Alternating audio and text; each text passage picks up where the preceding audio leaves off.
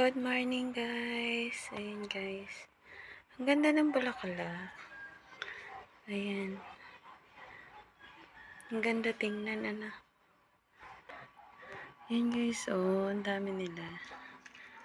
Ayan. Mabilis din sila tumubo guys kapag tag-ulan. Ayan. Meron akong luya. Tsaka sili. Ayan. Tapos share ko lang guys itong rose. Ito na lang natitira guys. Kita nyo nakaraan sa video ko. Natutuyo na siya. Dahil sa tag-ulan na. Ayan, nagtusok ako ng bago. Para naman matagdagan. Hindi siya mawawala. Ayan, buhay na yung isa. Buhay na ito. Ito kahapon ko lang tinusok guys.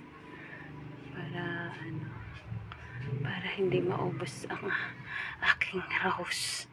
Yan. Diba? Yan guys. Tapos ayan guys. May bulaklak ng aking orchid. Ayan.